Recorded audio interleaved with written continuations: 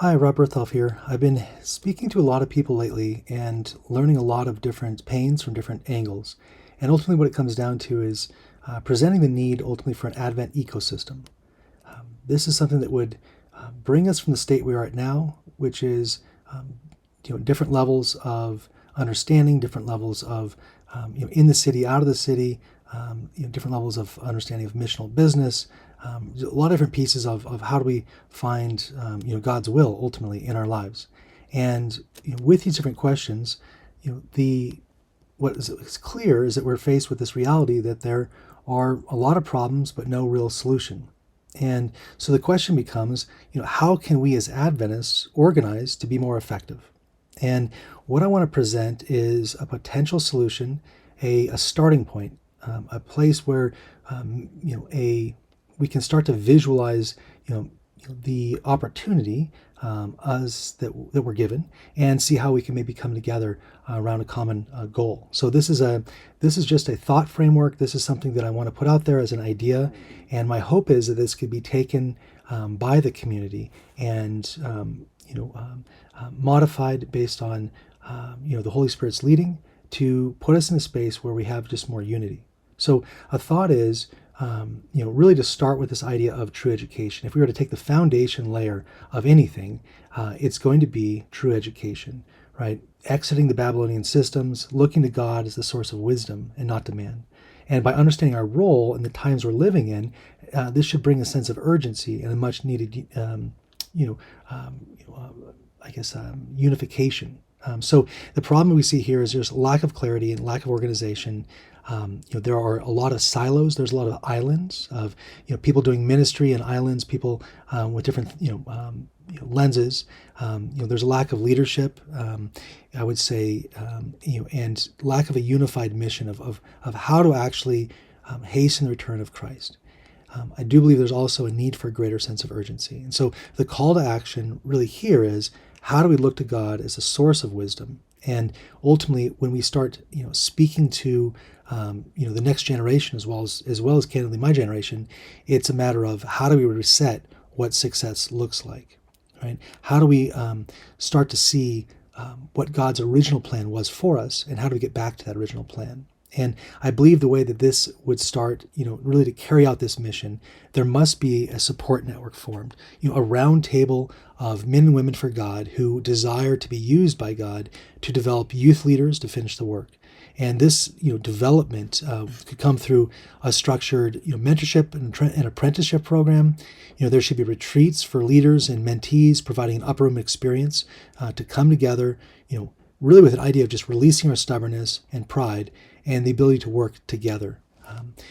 When we think of the tribe of Issachar, as we read in Chronicles, that these were men who had understanding of the times, they knew what to do, and all of the brethren were at their command. I believe there's time that we form a unit, a brotherhood of those that understand the times that we live in, and really start to work together, not as islands, in order to hasten the Lord's return. Additional initiatives was, for the past year, we've operated our first true education training program, and we've had amazing results. We now are looking to package this in the form of a franchise model, and essentially offer these Advent centers to anyone that wants to quickly enable true education on scale. The idea is this is rooted in the legacy of Samuel and the School of the Prophets, which were formed to help people reset, after living in Egyptian slavery. These are modern day schools of the prophets that provide training in spiritual, mental, as well as practical skills, giving teens and young adults the preparation needed to really carry out their role in this final generation. And we talk a lot more I will be talking a lot more on what this model looks like. Again, this is just a high level of the different initiatives. But in order for this to be carried out, we actually need to have a curriculum base that allows for a connection between object lessons and daily tasks, whether it's on a homestead, an outpost, a farm, any center of influence. One of the greatest limiting steps that we've identified, setting up our training center and even developing our own outpost, was this idea that we needed some sort of spiritual component that was more than just kind of reading a chapter, out of a daily devotional book, right? Something that was really connected deeply in the tasks that we're doing on a day-to-day basis. And so that's how this curriculum was formed. The next opportunity we see is developing a portal that connects together parents and educators, right, along with to trade specialists, to business owners, and to other sport organizations, in order to enable opportunities such as mentorship, guest speaking, apprenticeships, any sort of project-based learning, site visits to maybe existing businesses where whether they're homeschoolers could say, we want to go and see, how honey is processed, or we want to go see how, different trades, how a carpenter would work, whatever it would be, and be able to then identify assets and resources to then go and maybe have these type of site visits. Maybe there's even also providing some sort of credential program and other kind of materials and resources needed to enable homeschooling, to enable Advent centers, and ultimately to enable just a communal network together. Now, this is going to require a lot of coordination. As you see, there's a lot of different pieces, but God has already laid much of the foundation necessary, as we are already have the software and much of the training program developed. So what's nice about that is that we're not starting from scratch. This is not an idea that says, hey, we should think about doing this. We're about 6 years in on developing these programs, and now it's a matter of putting this on the altar and seeing how God utilizes it. The next layer tackles this problem of unity. There's way too much division in our community, due to perceived different doctrinal differences. And many of the loudest voices are often just repeating what they've heard instead of actually what they've studied. And so we must take the time to study to show ourselves approved, right? And understand the different viewpoints which potentially can divide. And with the guidance of the Holy Spirit, bringing together unity under sound doctrine. Now, to aid in this, we've actually been developing a visual doctrinal tree, which maps out the various common viewpoints in the Adventist Church, providing Bible and Spirit of Prophecy references, and what different Adventist pioneers believe in this matter. This will not bring everybody together in itself, but I think if we can kind of see where the common areas are at, we can then decide, is this something that we can look over, or is this something that actually is a salvational issue or an issue that's a deal breaker? And I think, just having a framework that we can start thinking of that is important. Other initiative in this is, developing really an extensive selection of courses that explain simply and visually with modern aesthetic and, that it appeals to the youth of our time, the important truths of our time. And these are presentations that are free for young evangelists or any evangelists to take and modify and to use on their own. It's really this idea of, we understand that time is short and we need to put resources out there that can be taken and used immediately in the field versus spending months or weeks, months or years even developing curriculum. Now, there are many additional initiatives that we have focused on reducing that barrier to interest in evangelism, but this kind of just gives an idea of some of the items that we've been working to date. The next layer really is this idea of this application of the truths that were received. And we desire to build resources in a community which engages the remnant lifestyle, showcasing natural remedies, healthy recipes, etc., really pointing to this idea that our bodies are the temple of the Holy Spirit, and they must be kept in the best condition possible. And how do we then promote that? So whether that's through a directory of really great recipes where people can share things that taste great, but also are great for us. There's other initiatives for things like Bible Promise app. We have something around this idea of utilizing some different technologies as well as low tech ideas to bring us together. We also want to look at resources for a form of diet, recreation, dress, as well as even connecting together the singles community. The next layer is supporting country living. And this is really, we're called to get out of the cities and escape the contaminating influences, but this requires practical skills. And we understand that, that we have been in Babylon so long that most of us are not equipped with the skills needed. And so we've developed an assessment that essentially allows you to take a series of questions and get a baseline of where your current knowledge is. It then gives you a score and shows you really kind of based on each of the items areas that are applicable to country living. It kind of gives you a sense on where you're at in each of those. This then gives you a profile which matches you to different outposts where you can either go there to improve your skills, think of an apprenticeship program, or go there to utilize your skills for places that say we really need a carpenter to come in for this period of time. We really need somebody to come in and do training, to come in and do any aspect of medical missionary, whatever it is. If you have different skills, essentially being able to match people to the right skills. And so, as we'll talk about later with the outposts, it's just really this idea of connecting people together where they're needed, even if it's just for a short period of time, in order to then move that forward and move the process forward.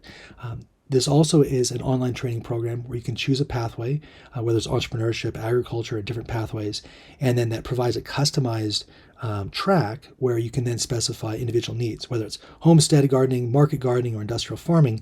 You can select what is the learning path that you need, and then it'll give you the curriculum as well as some progress to kind of allow a tracking of where you're at through this. And the courseware contains a lot of different types, whether it's quotes and whether it's prayers, whether it's object lessons, definitions. There's a lot of different things, quotes and like I mentioned, definitions here. There's readings that are important. There's videos. There's really a lot of different pieces to this. Once you've completed the quiz and practical assignment, you are then marked in this platform as having an apprentice level in that piece. Now, this is not true education in the sense that this is done online, really targeting people that are in the cities. But once you've completed this apprentice program for whatever track you're looking for, that gives you just a basic understanding, you're now eligible and encouraged to now come into an in-person journeyman program, whether it's on an existing center of influence, a farm, or an Advent center, where you can then level up on a journeyman where it's now true education practically in the field doing these items. This is, again, just a few of the resources available to support country living, but we know that one of the other needs is financial sustainability, right? And so that's where we have our next layer. And Advent Ventures, which supports missional entrepreneurship, we are reminded that religion and business are to be done in tandem, and we must learn to solve the problems and invent ways to reach people in order to share the gospel message while supporting our financial needs needed in order to live in the country. So this is kind of this idea of how we're going to do that. Now there's ideas to launch a venture studio, an accelerator. I'm really interested in also this idea of how to launch missional business incubators, as well as medical missionary incubators, different guided programs where we're really looking at getting people out immediately and starting the work versus this idea of years of training and then going into the field. How do we give them practical training necessary in order to get out there and get moving? And so we have developed entrepreneurship training through a missional lens, which is very different than any other entrepreneurship program out there. And this is in an online form, but we're also looking at having very specific other initiatives such as portals geared towards individual practitioner types, whether it's construction, medical missionary, etc. And inside of these, featuring consultant directories that have job services boards. Really, this idea of how do we do more business with each other in the Adventist community.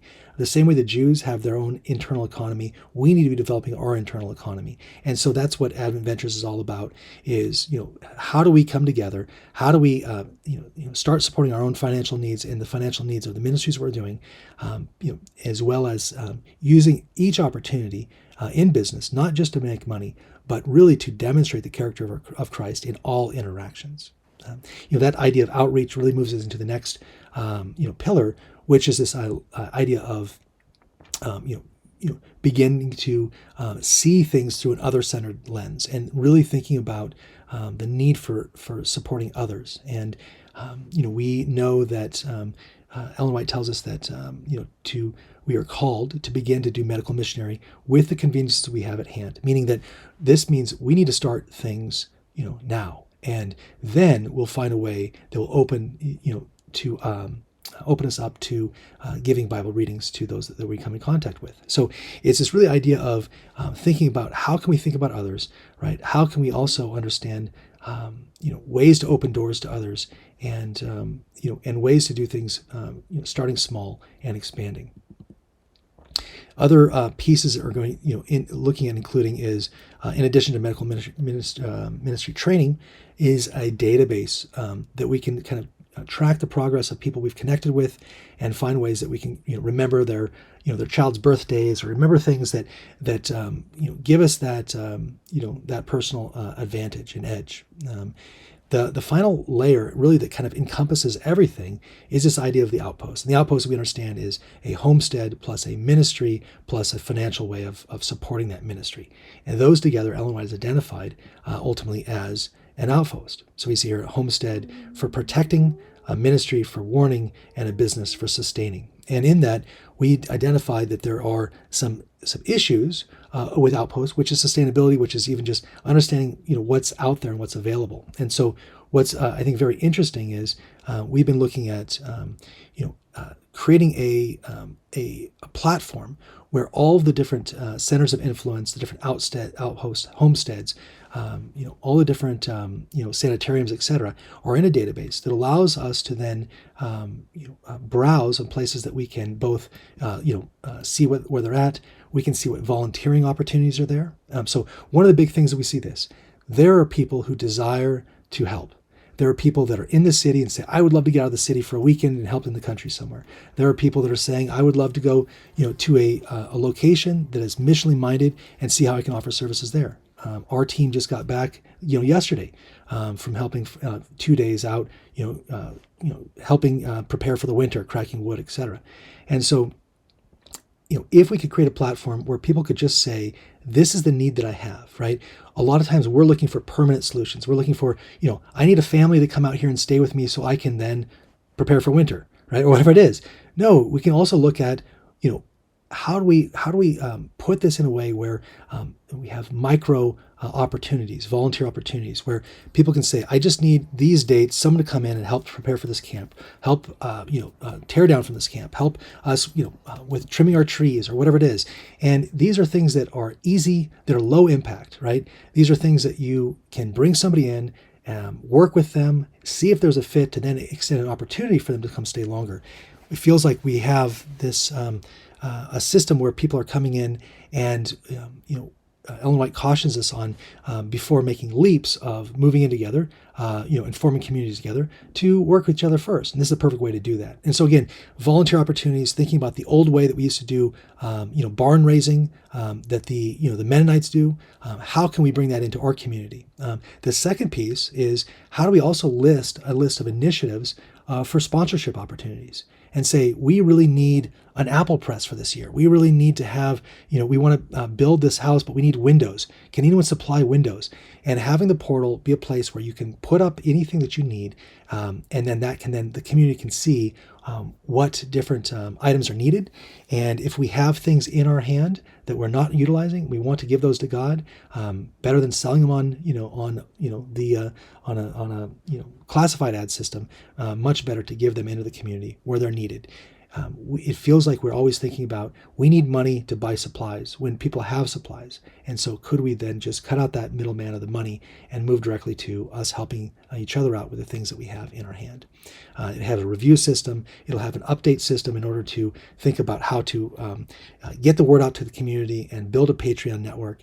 And ultimately, this idea of Outpost being a way to connect people together and see what opportunities exist, how we can bring the right people together in order to further the need and level each property up as the time is. Now, ultimately together, this is the various pillars, the various layers of what we've identified as the Advent ecosystem. I'm sure that there's more areas that we can improve on and add to, and I'm eager to hear how the Holy Spirit's leading. I do feel that this has been something that has not come by chance. I feel like these, when we look at kind of the little logos and the icons that come out of them, it was just interesting to kind of see how this all really merged together and ultimately forms this Three Angels movement. And so that's really what it's all about, is how do we form the Three Angels movement? And with that, I do believe that there is a sense of urgency required, right? We need to come together. We need to stop thinking about ourselves. We have to understand that there is no time for worldly enterprises, and that every one of our talents should be employed in the work of God. right? We read here that we should allow nothing to interfere with our duty to help develop holiness in the fear of God, and instead of individually looking at making putting our hours into pleasure or money making, we should devote time to prayerful study of the Word of truth. More than that, we need to understand. Ellen White tells us that may the Lord give no rest to those who are indolent in the work. Right, that the end is near, and Jesus wants to keep top of mind the shortness of time. Ellen White makes it so clear that Christ is waiting for us, and that we have a role in the great controversy. Right, we are not passive bystanders; we have a role to play, and the cause of God demands men who can see quickly and act instantaneously at the right time with power. We need to form this network together. We need to put together the Advent leaders in order to bring this cause to life. Right? We will have obstacles as we do this. Satan will put things in our path, and we will encounter difficulties at every turn, but we must, with firm purpose, decide to conquer them so that they do not conquer us. Ellen White tells us also that long delays of us trying to do things on our own individually, which has not proven to be working out. How many of us have been doing things on our own for years and not seen the fruits of them? If we could come together, right? These long delays are tiring the angels, and we find that and this is interesting. We read on, it says, it's even more excusable to make wrong decisions sometimes, to be in a continually wavering position. We need to utilize the wisdom that God has given us and start moving forward, knowing that God will correct our paths and will bring us closer. Iron will sharpen iron, and we'll be able to do great things for God. They must be done in a rapid movements, right? We must be thinking about how our actions at the right time will often disarm the enemy, and the enemy will be disappointed and vanquished, right? Because he had laid plans thinking that he had time to work them. So we have the ability to disrupt the deceiver's plans. There's no better excitement than that of stopping and thwarting evil and doing good for God, right? But it requires prompt and decisive action. That's the only way we're going to accomplish these great results, right? Ellen White again says that we should not be sluggish in our movements because we are hindering the work of God. And we must be doing things in great promptness. May we be led by the Holy Spirit and act decisively. But to act decisively must be first aid in that daily communication with God. So let us form strong relationships, build our faith. So when the Spirit leads, we have the courage to step out in faith. Again, delays are virtually defeats. May we come together in unity.